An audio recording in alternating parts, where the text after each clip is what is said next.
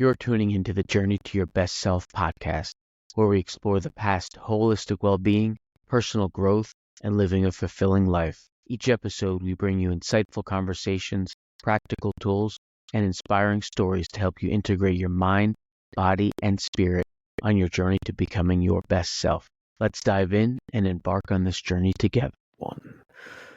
And welcome back to the Journey to Your Best Self podcast. As always, I'm your host, Brian O'Neill, joined by my sister, clinical hypnotherapist, certified life coach, and yoga instructor, Tara O'Neill. Here at Journey to Your Best Self, we're all about integrating mind, body, and spirit to help you live a life of purpose and self-discovery. Today, we have a fascinating guest with us, Mr. Bob Martin, a former criminal trial lawyer turned mindfulness teacher, professor, and author. Bob has studied under Hua-Ching Ni, a 72nd generation Taoist master, and brings a unique perspective on how Eastern spiritual traditions like Taoism and Buddhism can connect with teachings of Western spirituality, including Christianity. His work reimagines ancient Eastern wisdom through a Christian lens, offering a bridge between these spiritual worlds. We're excited to dive into how Bob blends Eastern and Western spiritual traditions and ready to explore with him the lessons he's drawn from both as they relate to personal growth, mindfulness, and well-being. I think that everyone viewing and listening is going to learn a lot, and the message that Bob's going to provide really jive with a journey to your best self and your one self and the holistic approach that we preach all the time here. So without any further ado, Bob, welcome aboard. Thank you. It's a pleasure to be here. It really is. And, if I may, I'd just like to take a second and thank you guys for the work that you do, because, putting a podcast together is not an easy task.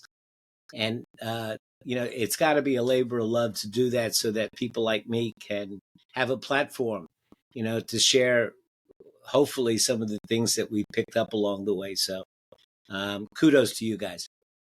Thank you so much. That means a lot to us and a lot to our listeners. And similarly to you, we are, working to pay it forward and to serve others. And so let's start with that. How can meditation help us to serve ourselves and others? I know we are we've come a long way with mindfulness in the West, though there's still this notion of, how can meditation fit into our lives, right? Is it really have to be in lotus pose? Do you have to have these certain practices? Like, can we talk about how you spent decades, doing a pretty Western career and life, and yet you have this wonderful, practice of meditation, mindfulness, and a spiritual connection? That's funny you say about the lotus connection, because it made me think of Dr. Seuss. Not you can eat it on, but you can do it on your feet. You can do it on your seat. You can do it in the air. You can do it anywhere. Yes, love it. So yeah, posture, I guess, is important at some point in meditation, but not right away. For people that are starting out and for the first couple of years that they do it, the posture it's such a subtle difference that it really makes very little difference starting out. So how does it make a difference? So we take ourselves really seriously, When we see something happen, we get a thought immediately, and you're a therapist, you get the thought, and the thought becomes your immediate reality. And then it operates on you, and it creates emotions within you, and those emotions create the next thoughts, and then an interaction between you and whatever the input is begins. A story comes out of that, and we take it all so seriously. And what meditation does initially is it helps us not be our thoughts. It helps us realize that, well, we have what do you say? You say, I had a thought. So who is the I that had the thought? And when we are the thought, when I see somebody with their pants halfway down their butt and their underwear showing, and I get a judgment saying, I don't like that person, he's a counterculture, he's this, he's that, and I have all of these images of who that person is. When that comes up for me, it becomes my reality. That is my truth. And I would have to be disproven of that truth before I'm willing to change it, because I am my thought.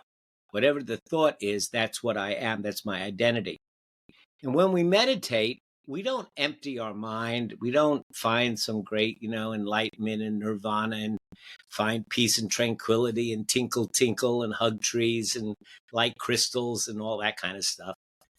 What we do is we start to realize that our thoughts bubble up from somewhere, and it's above my pay grade to say where, and they're here for a minute, and then they go on and they're replaced by another one, and you can't hold it in your hand, and you can't barter it, and you can't sell it, and it's here and it's gone, and you start to realize that these things which don't really exist, they just kind of come and go in the flow of consciousness in your mind, that they're kind of controlling your life. And when you realize that, you start to not take yourself so seriously. And you even find, you might even start giggling about, people that after a few weeks, people start, shaking their head and I can't believe that my life was being run by these ideas and thoughts that just come into my head. And more importantly, I never realized that they just come into my head kind of by default.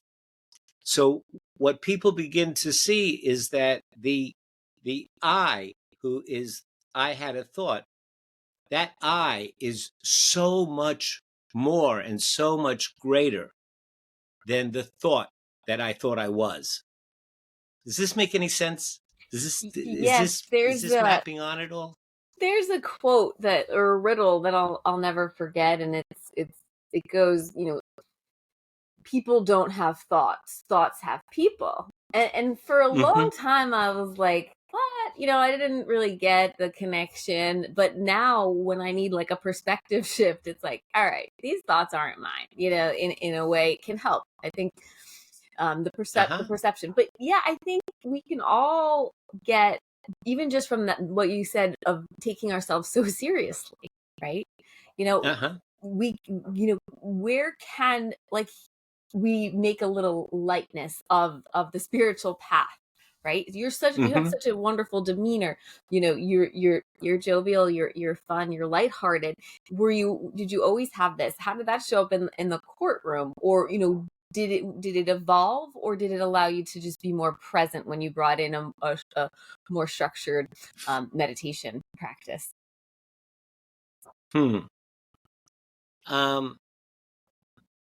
I think that, yes, I think that at a young age I was bubbly and optimistic and a happy little child, but then I was chubby, and that was back in the days where the only place you could get chubby clothes, which they called husky, was at J.C. Penney's, the husky department at J.C. Penney's, and that led to a lot of bullying and a lot of that kind of thing. And I grew up in a carnival, and we traveled for the first 9 years of my life. We had the cotton candy popcorn stand, so I always kind of felt like an outsider. We would drive by schools where kids were playing on the field football or something, and there was a sense of community, and I'd look at it and kind of wistfully, wish that I had that. And then later on in life, fast forward, so there was some, there was some pain. I wouldn't say that it's some of the tragedy or trauma that many people have, but it was my pain, and so it mapped on, and it brought me to a place where I thought that I had to be very successful, and I was driven and the like, and I worked hard at what I was doing, and so there came a time when I became a lawyer, and I wound up working for the mob in Miami during the cocaine cowboy days. And I was going out with those folks to the chrome and glass discotheques of the 1970s. And I was doing, those were the cocaine cowboy days, and the name was well taken. It was all over the place, and I partook, and my private life was going down the tubes. And I always wonder how I never blew my professional life during that period of time, but it was taking a toll on me on a number of levels. So I was seeing a therapist, and I came to a real crossroads in life. And I need to back up in a second and tell you that my folks, we never had a religious or spiritual conversation in my family. My dad was Hungarian royalty, and all of his family was wiped out by the Bolsheviks. My mom was Roma Gypsy, and everybody wiped out her family. So they just came to a conclusion of not being able to believe that there was any kind of a loving God. So we just didn't have that conversation in my family. So I really never was given a North Star or any kind of system of living life with virtue. And so I floundered about, trying to figure out how life worked. Fast forward again to my therapist. So I come to this big crossroads, and I ask him, what should I do, George? What should I do? So he picks up a bag, and he pours out these 3 coins, shakes his coins, and he drops them on the table and starts making some mathematical calculations, drawing some lines on a piece of paper. And finally, he comes up with a number, and he opens up a book to that chapter number, shows me the title. The title was Retreat. Retreat. So, at that day, in those days, $65 an hour was a lot of money. And I was paying this guy $65 an hour to throw coins. I cursed him out and stomped out of the office, of course, thinking that he was some kind of charlatan, and drove around Miami. And the word was just like there, retreat, retreat.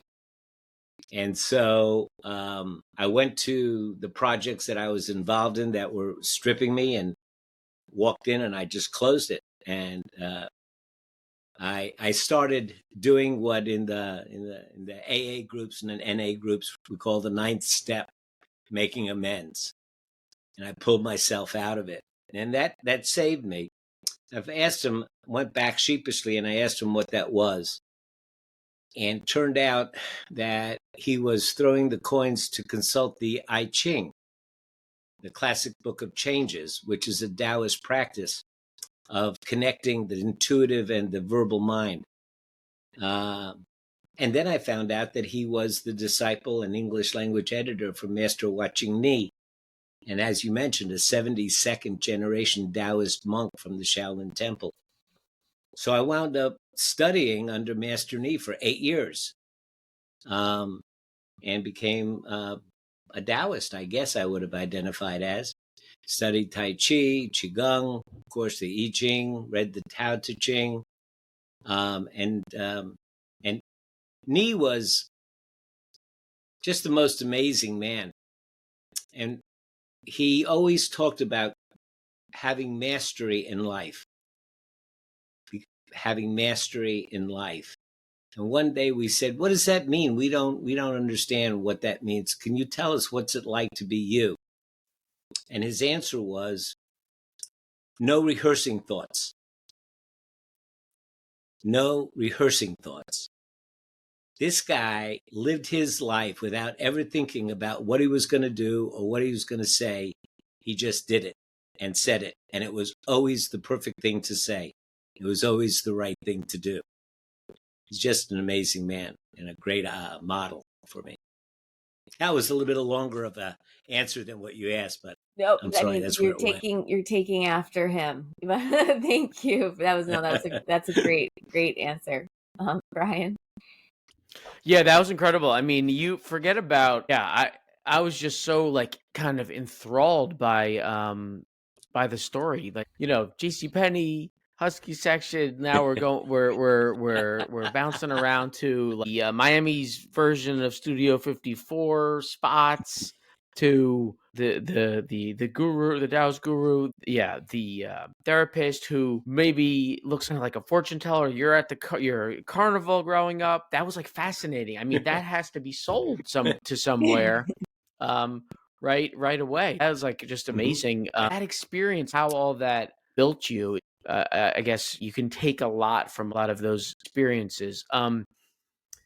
I guess you're kind of living a bit of not a contradiction, but there is a dichotomy there of the stereotypical kind of going with the flow of Taoism, right? Versus being an effective attorney, you have to be proactive and you have to plan and you have to be methodical and you don't just show up to the courtroom and speak off the cuff, right? So how did you balance those two kind of worldviews? Yeah.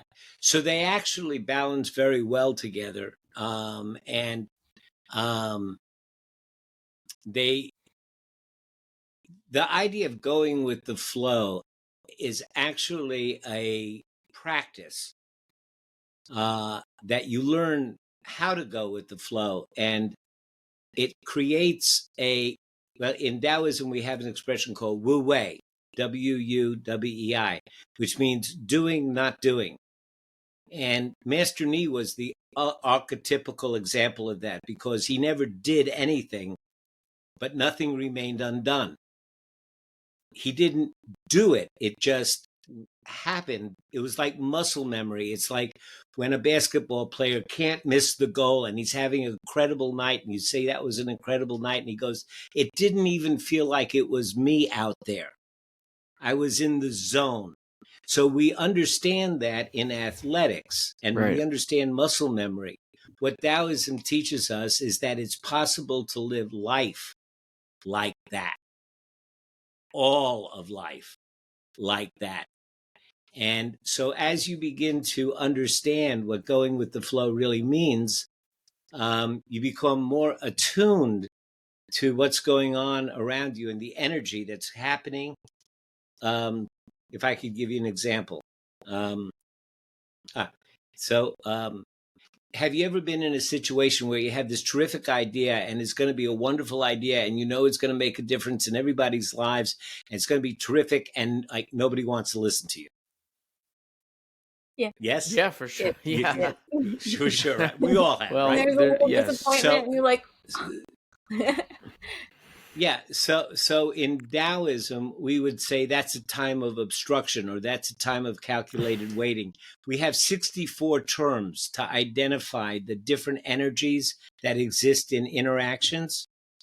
And so what you learn in Taoism is to be able to label the energy that's existing and then align yourself with that energy so that you're effective and efficient. So if nobody's listening to you, then stop talking, right? But use the time, because it will change. All of life is cyclical, and times of not listening turn into times of listening. Day turns into night, night turns into day, summer, winter. And here's what people don't recognize. Good times always turn into bad times, and bad times always turn into good times. And the proof of that is look back on your life. Have good times ever lasted forever? No. Have bad times ever lasted forever? No. So the trick is to recognize the good times and align yourself. If it's good times, most of us have a tendency to coast. And it's the coasting that lets us not take care of the little details that turn the good times into bad times. So we have to remember to pay attention when it's good times and prepare for the times when they go down. And when it's bad times, we have to have hope and not lose patience, because we know it's about to go up. The Chinese symbol for zenith, being at the top, are two symbols, about and going down. And the Chinese symbol for nadir is about to go up. So that is, the Tai Chi symbol. the white and the black with the white ring and the ring with the black with the white ring in it. So the white ring is yang, the black ring is yin. The white dot inside of yin is the seed of yang. And it's going to flourish and grow, and it's going to take over yin. And the yin's going to take over yang. So yang turns to yin and yin turns to yang. Summer turns to winter, winter turns to summer. Life is cyclical. That is the meaning of the Tai Chi, that life is cyclical and that you have to align yourself with the cycle if you want to be effective and efficient. That's amazing. You said something in the middle of that I can't pass up on, because it's even more hopeful than a lot of times. I think maybe with some that are uninitiated or tuning in for the first time or have an ancillary knowledge of Taoism or something, they might think of more just kind of being that stone in the river, and life's cascading around you. You just have to deal with it. It'll ebb and flow. But you had said that, and while that's great, and I'm sure it takes a while to build up, to have that resiliency and to be able, and to know that the sun will rise and then eventually night will turn to day. You had said that it's possible, if you're present or if you're focused or if you're paying attention, to extend, those good times, or sustain the joy, bliss, or maybe make that fall, make that descent into the darkness a little less deep, right? Or maybe more of a little bit of a blip than just a chasm. So what are some of the techniques people can use so that darkness, isn't extended or doesn't totally vanquish all the light that they have had built up? We don't want people to just be so up and down, right? So what are some of the keys to more sustainability and balanced alignment? So you've seen people practicing Tai Chi. It looks like this, and then it comes back, and then like this. If you ever see people that have advanced Tai Chi, they practice something called pushing hands, where two people touch their hands, and then they go back and forth with their energies against each other and with each other, both yielding and pushing forward, and yielding and pushing forward. So that's the natural rhythm of life. So let's say that you're out in the ocean and you want to get into shore. Well, the tide goes out and the tide comes in. So if you want to align yourself with the flow of that, you're going to swim like heck when the tide is going towards the shore, because you're going to use the energy to your advantage of the ocean. You're going to use it to your advantage. But when it turns around and it comes against you, you want to conserve your energy. So you don't try to fight against it. You just want to put out enough energy to hold your place. Because when it turns around and goes towards the shore again, you want to have that energy to move forward. So it's a matter of understanding that ebb and flow of life, understanding that it's a natural progression so you don't get thrown by it. So part of resilience is not bemoaning the dark side. It's a natural cycle flow of life. You can't have a bright side without a dark side. The other day I was walking into the gym at school and it was raining out. And the kid, there's, as you give your card to the kid to get in, it says, it's raining. It says, yeah, it's really raining out there. And I said something like, yeah, but if it don't rain, you can't enjoy the sunshine. And his eyes opened up and he leaned back, and it was like heaven had opened up, like he had some great insight, To me, that was just like a natural, yeah, well, of course, it was just like an of course statement. But for him, it was like a brand new statement.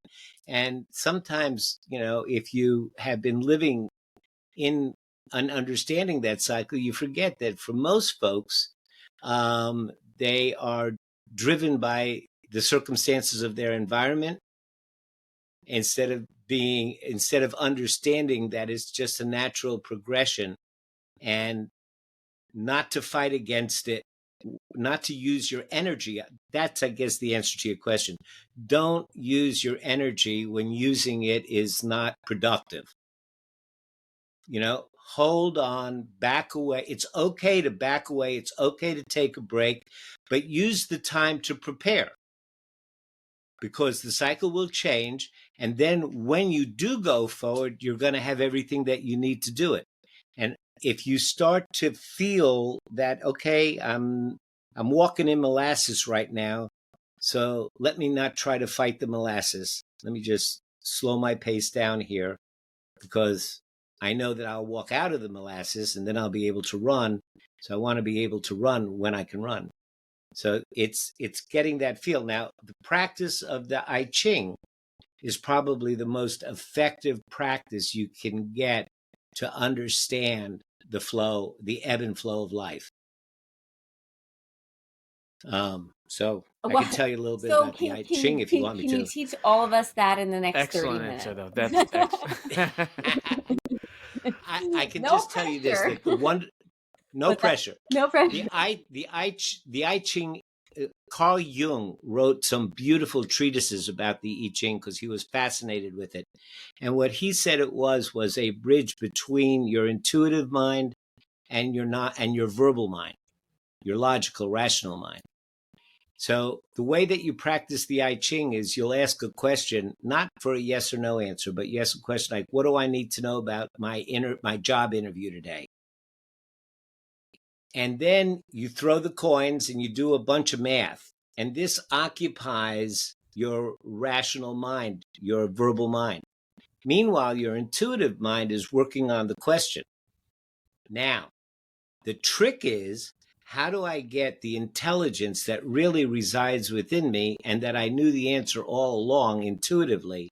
How do I get that over to my verbal mind so that I can effectuate it and put it into practice intentionally?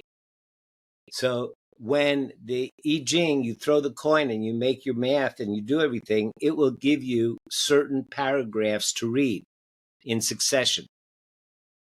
And what Carl Jung discovered is that what happens when you do this is that your eyes will selectively pick out the words that your intuitive mind wants to transmit to your rational mind. And it seems like it's magic, but it's not. It's just effectively using your brain.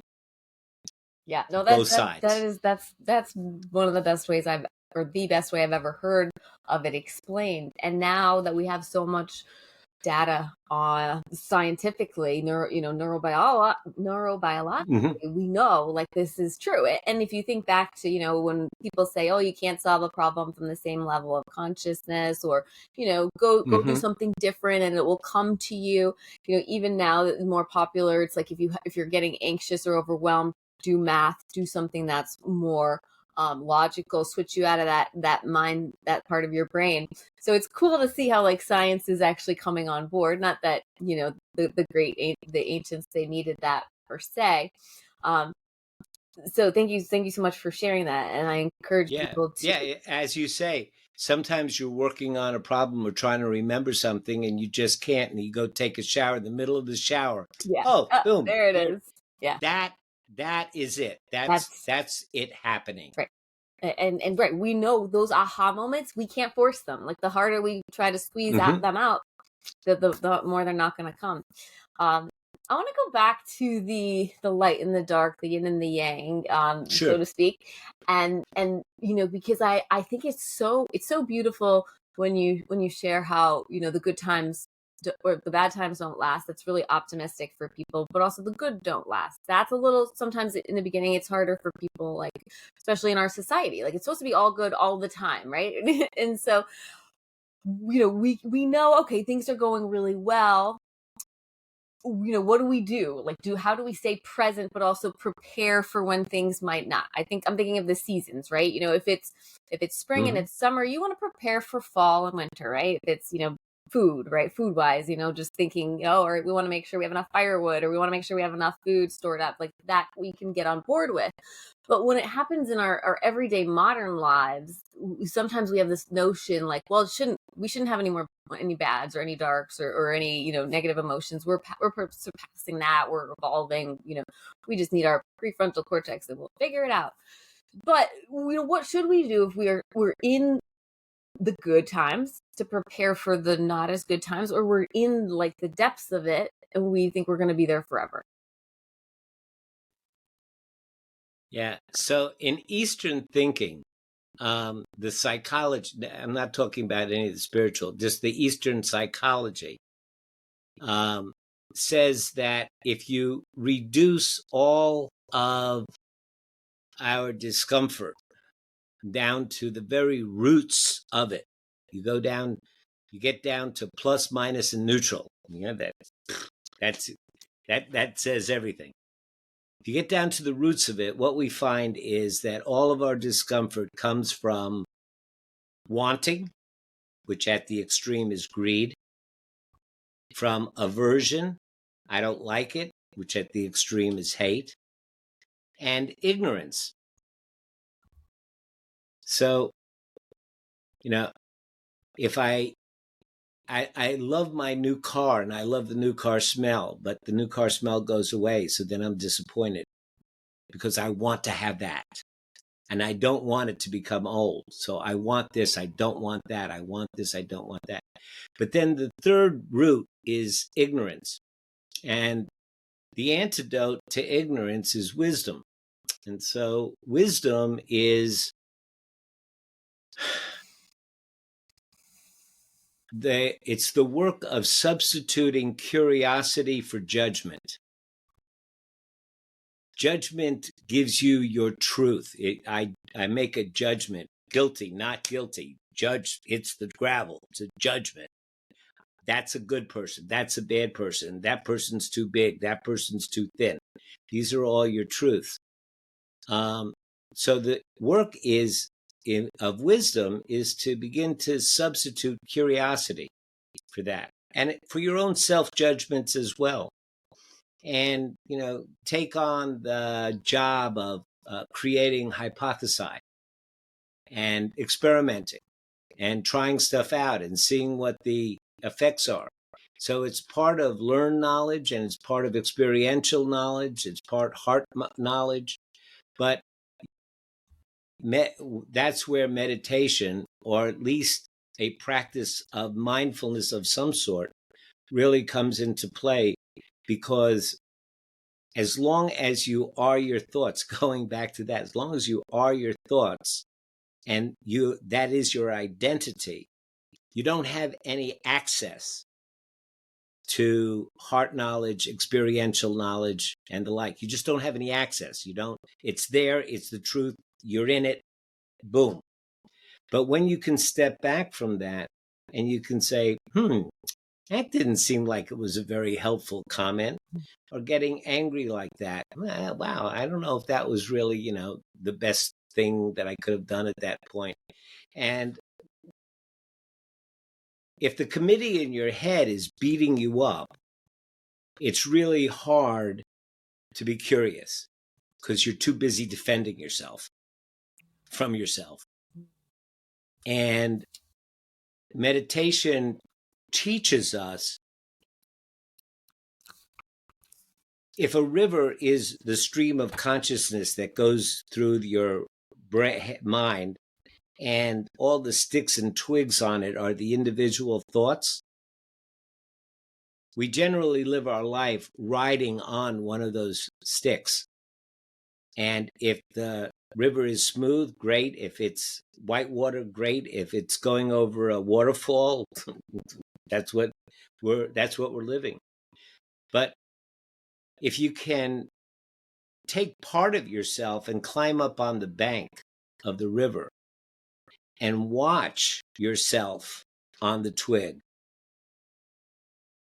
you begin to develop this really cool place to be, where you can completely engage in life, and you can have all of the joy and all of the fear and all of the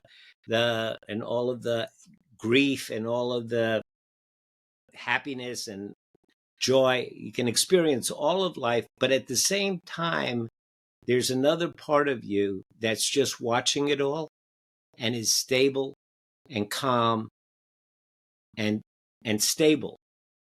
And meditation, within a few weeks, you learn where that place is in you and you begin to reconnect to it. And it's just really cool to have that place that you can watch yourself from. And that's from really there, beautiful. you gain wisdom. Very profound. And I wanted to... And not hard to I think attain. you're muted. I'm sorry. No, I think she might be muted. Sorry, She was talking about it. I was just talking to myself. But I was wondering, and maybe you have a different word, but I find it helpful sometimes to use the word observer for people in the beginning. Would that be, a word you might introduce? Absolutely. Okay. Absolutely. Now, when I'm working with secular people, I'll always use observer, or if they're more psychological, your authentic self, using a Jungian word. Yeah.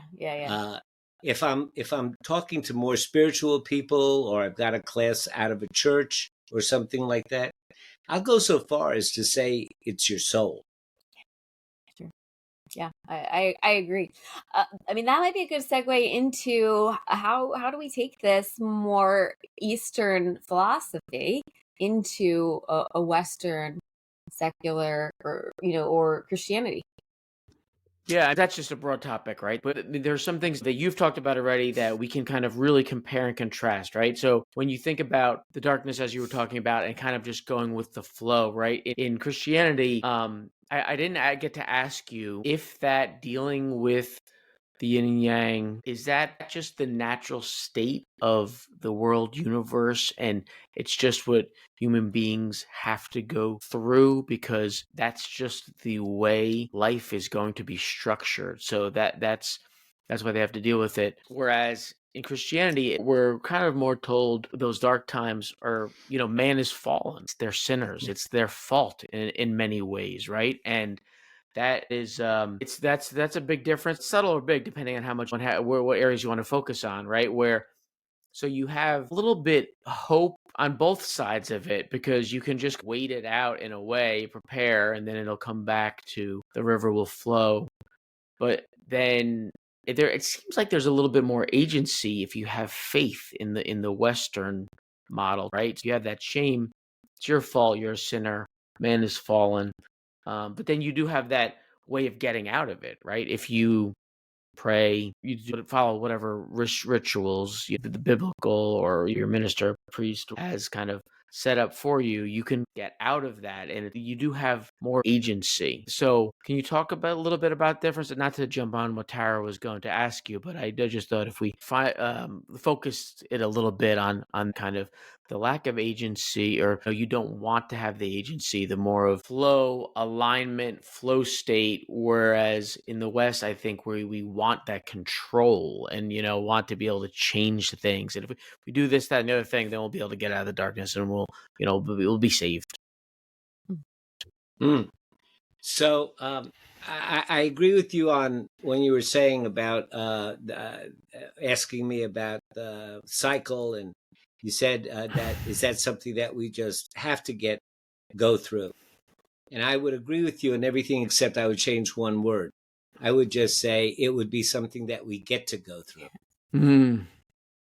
Instead of have to go through. While you're going through it, you think you have to, and then after you're like, oh, I get to go through. I got to go through that. But yeah, now as far as the question of agency goes, I think I get what you're asking me, and I would say this, that I think in the Eastern thought, here in the West, it's pretty much, here is Jesus Christ. And if you accept Jesus Christ in your heart and you accept him as your Lord and Master, he will somehow show you the way.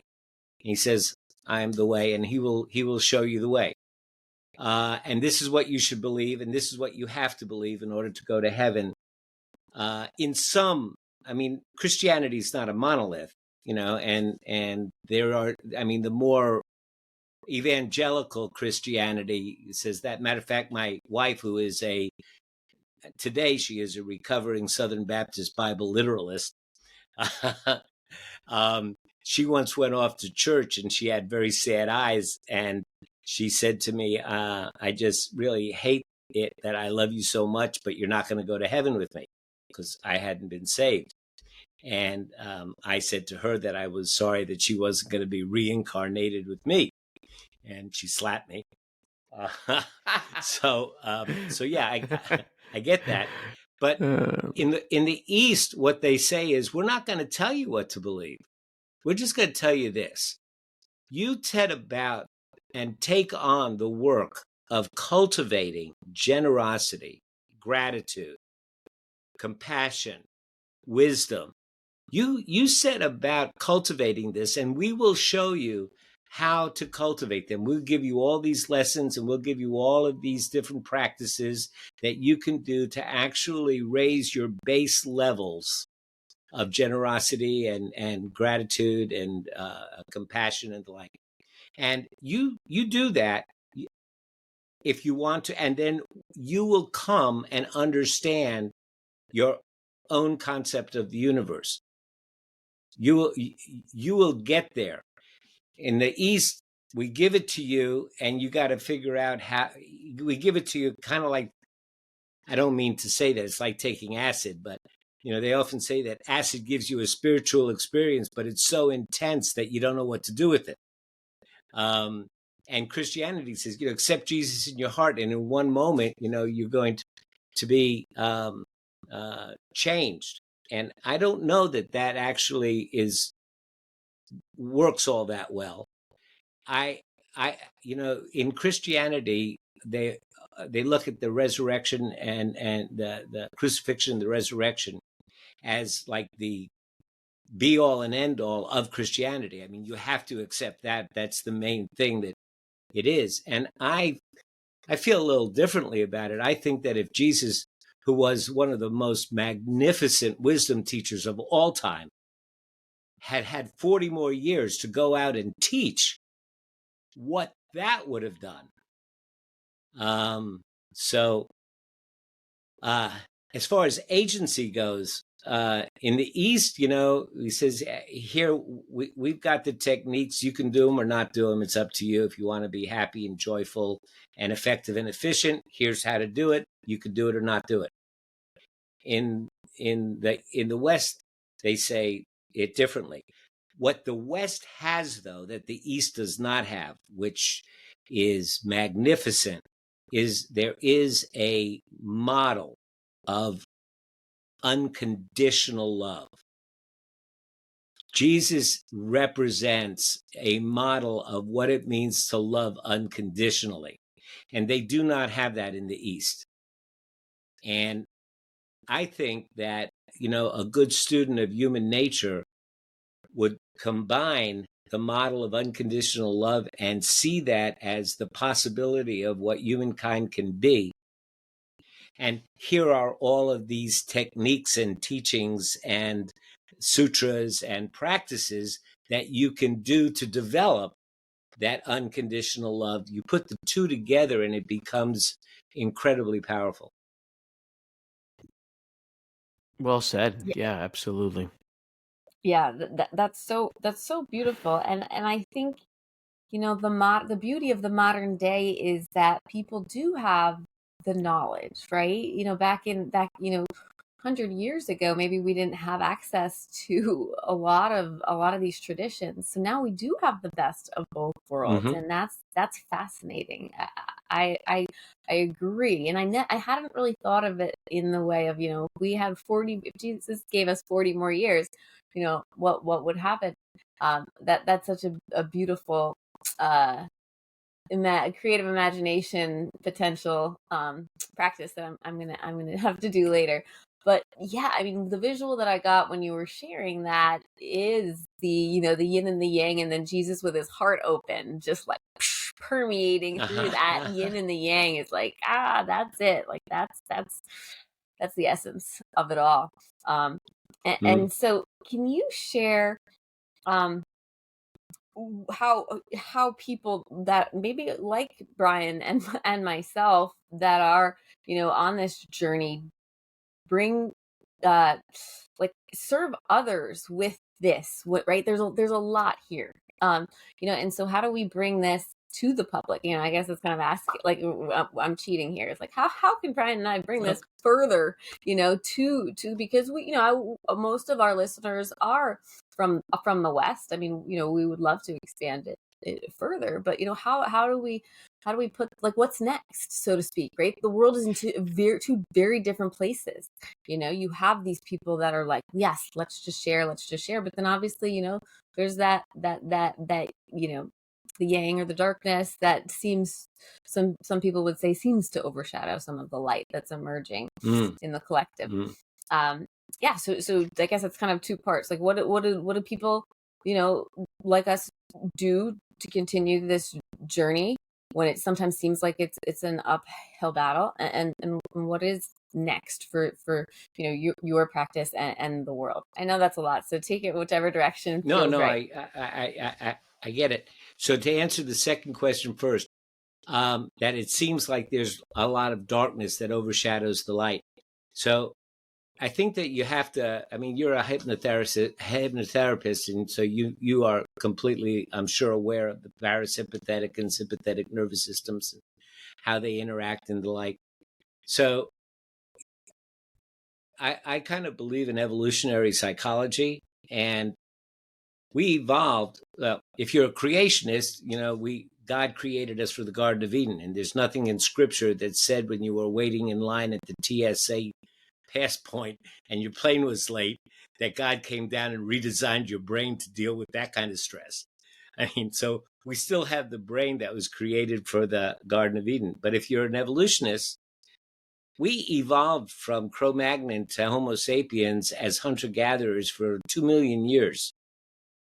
And our bodies and our minds are designed for dangerous, jungle-like, primitive areas where we had to do a lot of physical work, and we ate a lot of food that was not calorie dense. We ate onions, field onions, and berries. And every once in a while, we'd kill a wild boar and feast, but that was now and again. Today, we get more at a McDonald's Happy Meal fat and sugar than we would have gotten in the jungle in a month. So no wonder there's an obesity epidemic. Our minds are the same thing. We're constantly looking for danger. Our minds are designed that way because the cobra and the tiger and the poison this and the other things that we might have. So that's why our mind wanders all the time. That's why we go into default mode and we're always looking around.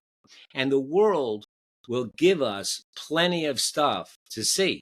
The only difference is that the danger is not a cobra or a tiger. It's a deadline, or it's an assignment, or it's being late for, the theater, or it's not having dinner ready for your wife, which I see a lot. So those are Just the things that, stimulate, hypothetically. So those are the kinds of things that stimulate our sympathetic nervous system and drop a bunch of cortisol, and which rots our nervous system and causes us stress and everything else. There's not a lot that comes to us through the world by default that stimulates our left prefrontal cortex, which is the rest and digest area. So we have to intentionally do things that give us wisdom and pleasure. Whether it's jogging or doing crossword puzzles, but we have to intentionally build up that left side of the brain, because we can't reduce the right side. Science has shown us what you resist persists. And when you try to throw thoughts out of your head, they just persist. You can't reduce the sense of fear, but you can mitigate it by increasing the sense of joy. We have to do that intentionally. The other thing that you say, I don't want to proselytize my own work here, but I did write a book, and my wife, as I mentioned, was a a Southern Baptist Bible literalist. She literally believes in the Garden of Eden and Noah's Ark, and all the Bible stories are historical fact. I always thought that her science was a little wrong. She thought my stuff was weird. But we met on our values, and she is a saint, and I love her and adore her because she's just out there doing and making a difference in people's lives, and I just love her for what she does. And so the Tao Te Ching is 81 chapters, small, short, one-page chapters that have all the wisdom of Taoism in it. It could be read like a devotional. So I would ask her what was the lesson that she learned in church, and she would tell me, and I would say, that sounds like what Lao Tzu said about leadership, or that sounds. I would look in the Tao Te Ching, and I would find the passage that mirrored what she learned in church. So I said, I wonder if I can find that in the Bible. So then I would, thank you, Google. I'd say, what does the Bible say about humility? What does the Bible say about this? So I got into a very deep study of the Bible. And I found that every single passage in the Tao Te Ching had a corresponding passage in the Bible. And now the only trick, because the Tao Te Ching has a certain cadence and a certain rhythm, and it's not rhyming poetry, but it's in the vein of meditations or poetries. So now the only trick was to use that biblical story and the biblical terminology and try to write it in the same cadence as the Tao Te Ching. And so I would do it one page at a time, read it to her, and she loved it.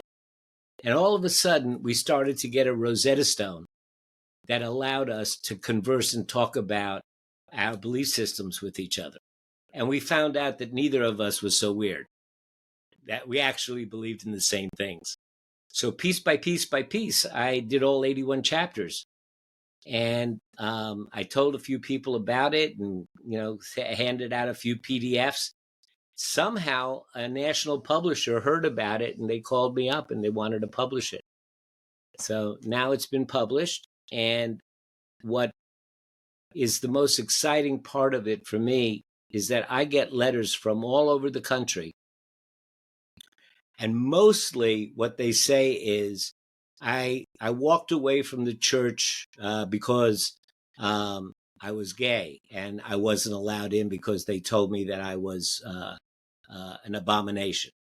And I turned my back on the church, but I always loved Jesus. And you have given me the opportunity to reignite my relationship with Jesus without the exclusivity and the dogma of organized religion.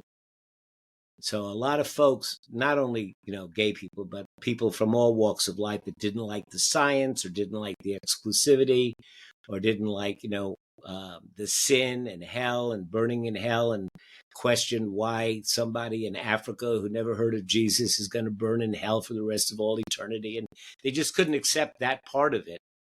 But now they could get the true teachings of Jesus in a way that was outside of that dogma. And it's made a difference to a lot of folks' lives. So I would say the answer to your question is check out my book. And in the back of it, in the appendix, is the Tao Te Ching, is the original version of the Tao Te Ching. So you could read chapter 5 and then turn to the back and see what was the original Chinese writing. Not in Chinese, of course. Yeah, no, that's perfect. Beautiful. Now, and you did mention Lao Tzu, so we want to give him a shout out too, because he's we haven't talked about him a whole lot on our show, but I think this is a great time for our listeners and our viewers to dive into that, because it's such a wonderful master. That being said, what about the meditation book that our listeners can check out of yours? Oh, yeah. So a lot of people have misperceptions about meditation. They think that it's something about emptying the mind or finding peace or, being able to focus more. And the practice It's hard to say. The practice will produce that, but that's not why you practice. It's like in football. I mean, ultimately, you want to have a touchdown, but the idea is just to do this play right.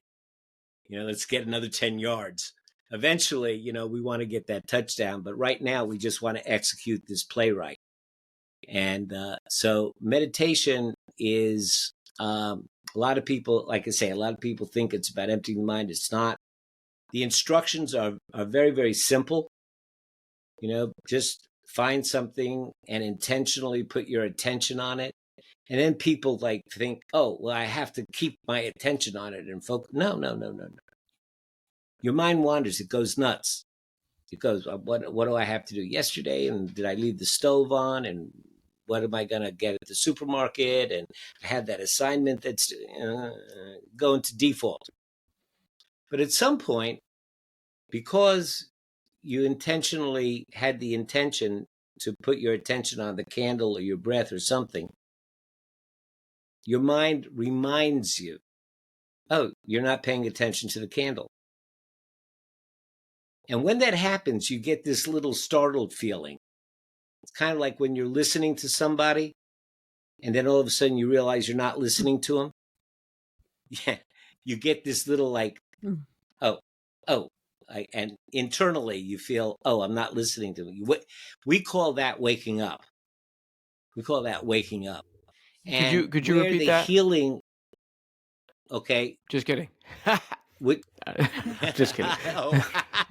You got me. That was a good one. I got that. Yeah. Good one. So we call that waking up. And where the work, where the progress, where the learning, where the separation from your thoughts occurs is in the waking up and the noticing that your mind wandered and then coming back and beginning again. If your mind doesn't wander, that the meditation is waking up and returning. It's not losing your focus. So people that say, oh, I could never meditate because my mind goes wild, I say, well, you're meditating when you notice that your mind went wild. That is meditation.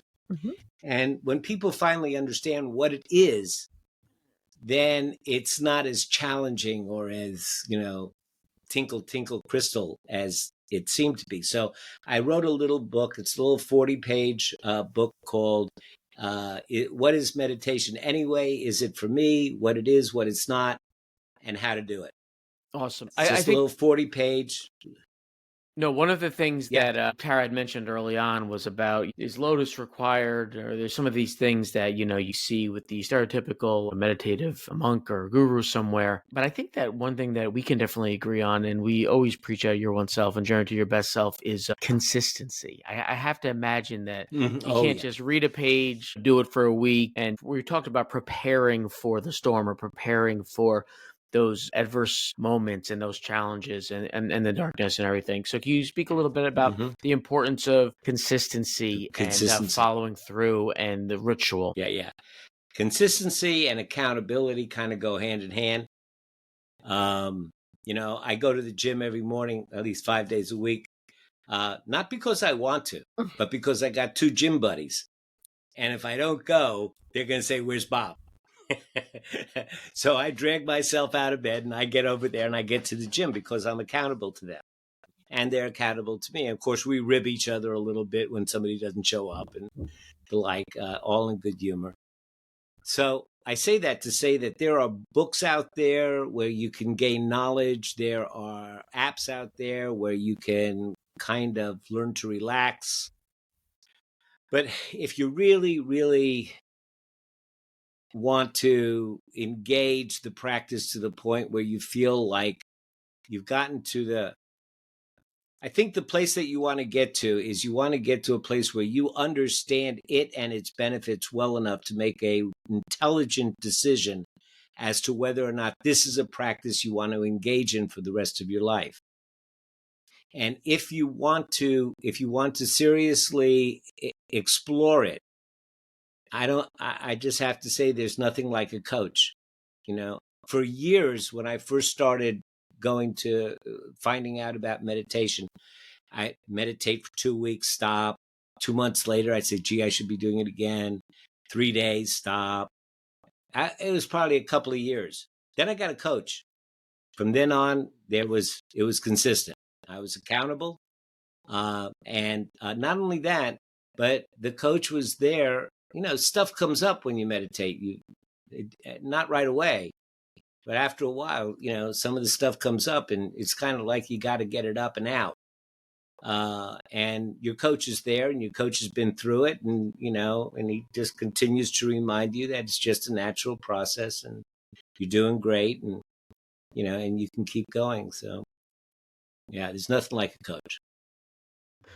Yeah, Awesome. well said. Well said. I think you Absolutely. really, simplified. Sometimes we make things a little more complicated. Like just like you were saying, we take things very seriously. Sometimes it can just be as simple as consistency, accountability. Get a coach. Yeah, this has been really helpful, and I think that one thing that I would impress on, I was going to ask you, but I think that you've kind of beat me to it with the answer in this past hour, of just explaining it in such a relatable way. Because one of the things that I was going to say was, I think that some of the hesitation that listeners might have, or especially men in our society, is that if you do step back, there is something about giving up control that makes people afraid and nervous to do. And stepping back and getting to flow state and losing command and control. And I feel like they think that they'll take advantage of. A journey, if it begins with a one step, or if 1,000 miles begins with one step, right? Well, then someone's going to zoom past me in their Tesla, right? If I just go with the flow and kind of let this elderly woman merge in front of me on the way to work, then I'm going to get the next light, and then I'm going to be late, right? If they take a step back, take a breath, and get in alignment with the world around them, there's going to be people that are still cutting corners and not doing what they're doing and getting ahead of them. So that's something that I think you've done a good job reassuring and showing the benefits. So do you kind of agree that that's why people don't take the step into try to get into a more aligned state? I think they're scared of the consistency. They're scared of failure. They're scared of that. Here's a little something for your business folks. There is an ROI, a return on investment, that is quantifiable for the time that you spent meditating every day. You spend 15 minutes meditating every day, or even sitting quietly, even if you don't do an active meditation.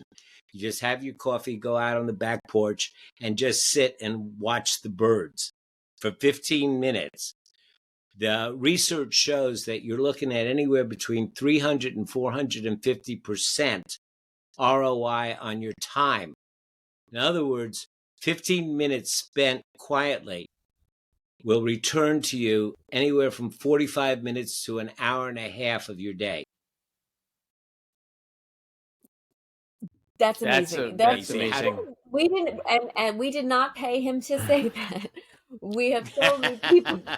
So many people are like, I don't have time to meditate. I don't have time. If I hear I don't have time one more time.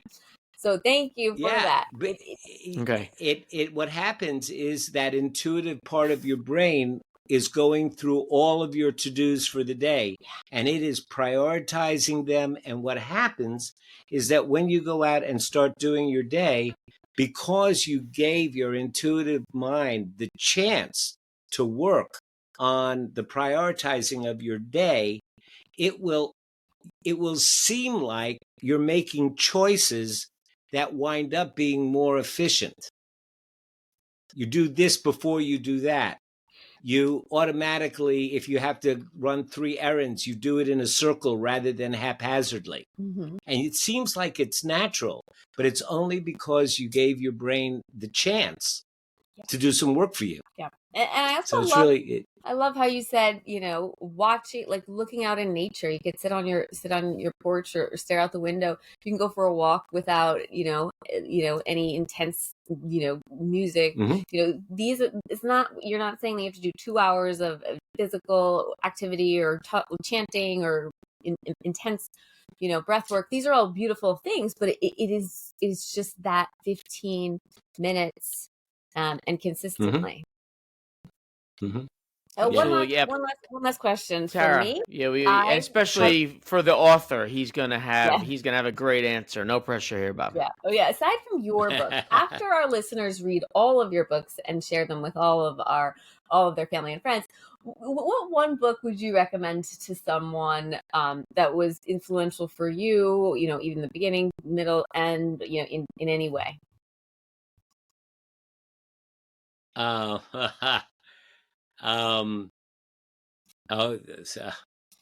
Tao Te Ching. Yeah.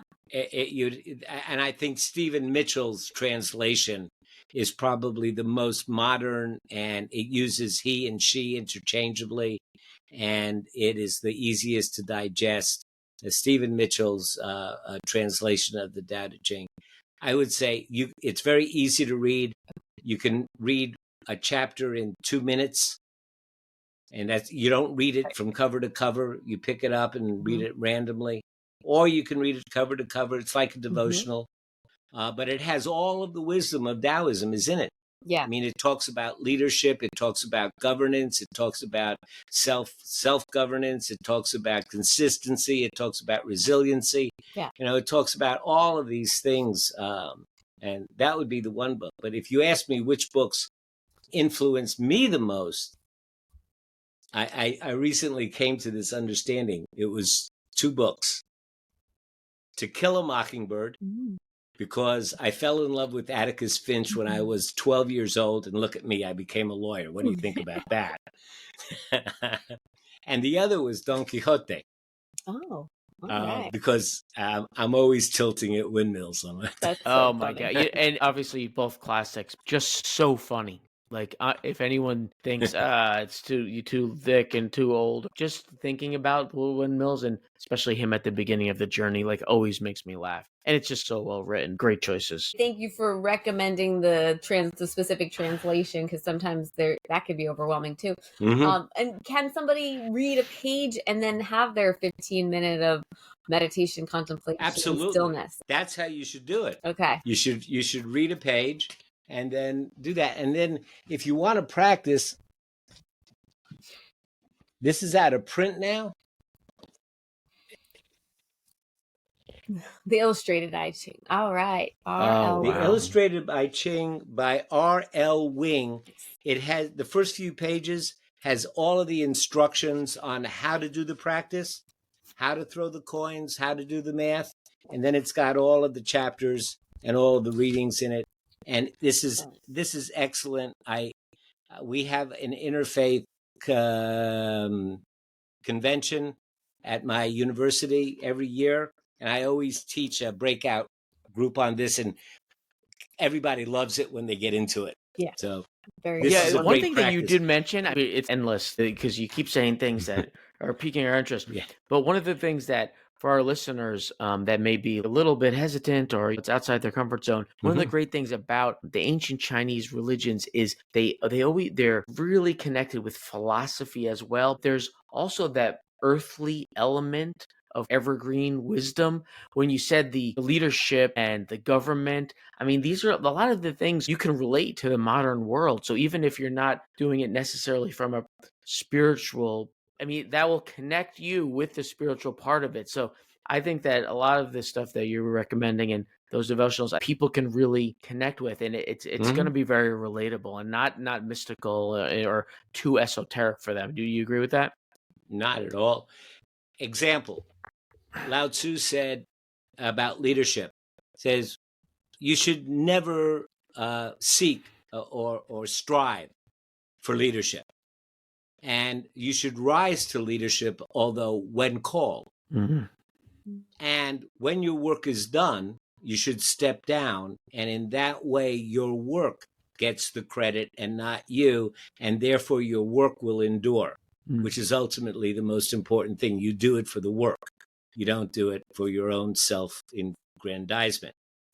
If you look at the Bible, I mean, the Bible says Jesus went where he was called. And it says that when his work was done, he ascended. So